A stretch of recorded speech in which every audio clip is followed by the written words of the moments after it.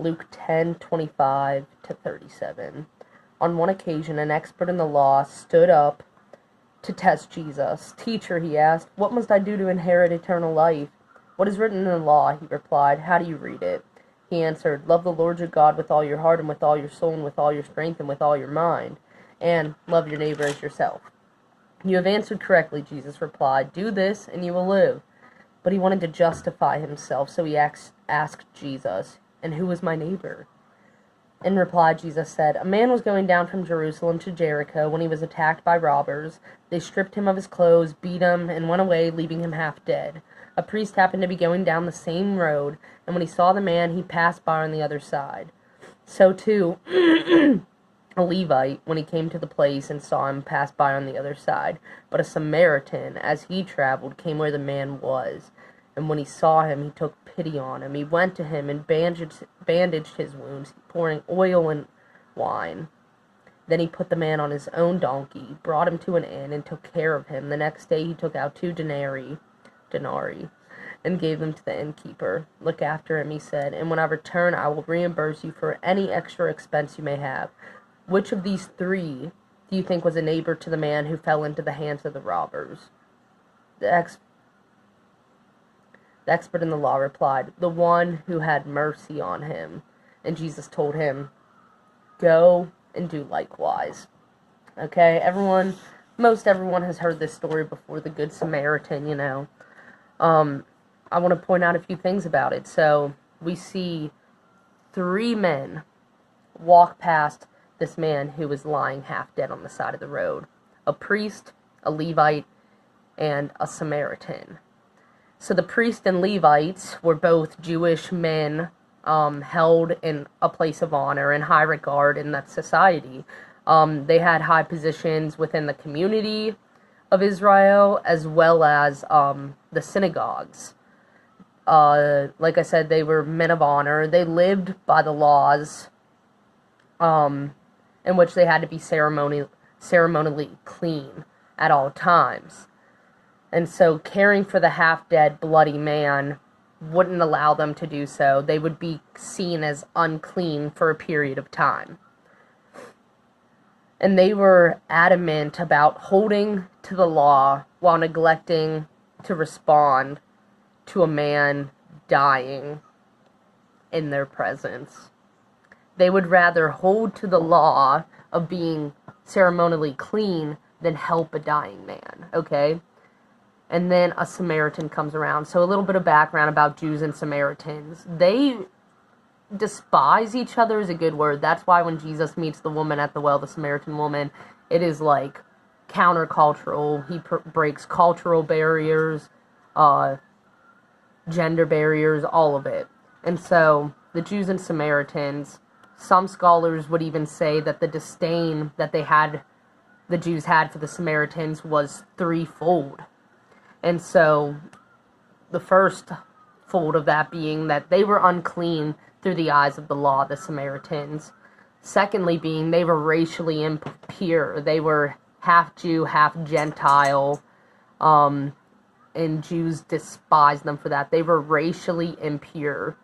And then third, the religious skeptics, they were religious skeptics to the Jewish faith. They didn't subscribe to what the Jews believed entirely, not much at all, honestly. And so this man lying dead on the side of the road is cared for by one of the enemies of the Jews. And I think we can look at this story and see that we often find ways to justify our actions. For example, the priest and the Levite, if they had attended to the man's needs, they would have had to offer several sacrifices to cleanse themselves, and they also would have had to spend a few days in isolation away from their work in order to become clean again. So there was a few lost days of work versus the life lost if the Samaritan had not shown up, and they viewed their work as more important than this man's life.